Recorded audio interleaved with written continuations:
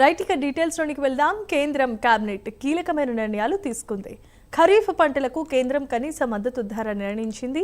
Agriculture cost prices commission సిఫారసుల మేరకు MSP ఉంటుందని కేంద్ర మంత్రి అశ్విని వైష్ణవ్ తెలిపారు. 2026-27 ఖరీఫ్ పంటల కనీస మద్దతు ధరకు కేంద్రం ఆమోదాన్ని తెలిపింది. 2.6 లక్షల కోట్ల కనీస మద్దతు ధర ఇవ్వాల్సిందిగా నిర్ణయం తీసుకున్నట్లుగా చెప్పారు.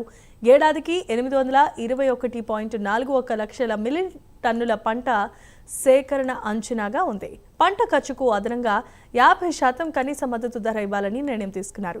వరి కనీస మద్దతు ధర 2441, వరి గ్రేడ్ ఏ రకానికి మద్దతు ధర 2461 రూపాయలుగా కేంద్రం నిర్ణయం తీసుకుంది.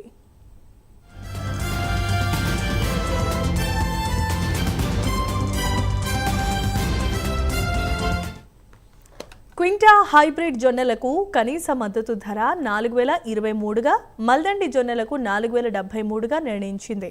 క్వింటా కందులకు కనీస మద్దతు ధర 8415 రూపాయలు కాగా, క్వింటా సజ్జలకు కనీస మద్దతు ధర 2900, క్వింటా రాగులకు 5205 రూపాయలు, క్వింటా కందులకు కనీస మద్దతు ధర 8450 రూపాయలు.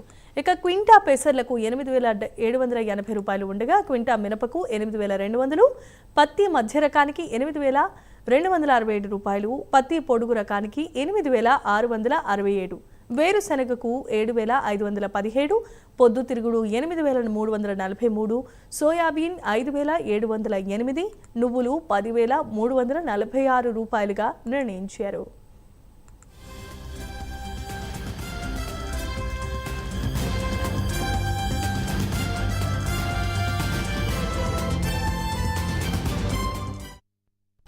నాగపూర్ ఎయిర్పోర్ట్ ఆధునీకరణకు కేంద్రం గ్రీన్ సిగ్నల్ ఇచ్చింది. కోల్ గ్యాసిఫికేషన్ పథకానికి కేబినెట్ ఆమోదాన్ని తెలిపింది. 37,500 కోట్ల రూపాయలతో కోల్ గ్యాసిఫికేషన్ పథకాన్ని తీసుకురానుంది. దీంతో ఎల్ఎన్జీ దిగుమతి భారం తగ్గుతుంది.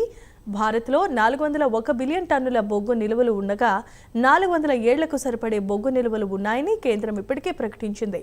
3 లక్షల కోట్ల పెట్టుబడులు అంచనాగా కోల్ గ్యాసిఫికేషన్ ప్లాంట్లకు రాయితీలు ఇచ్చేందుకు కేంద్రం గ్రీన్ సిగ్నల్ ఇచ్చింది.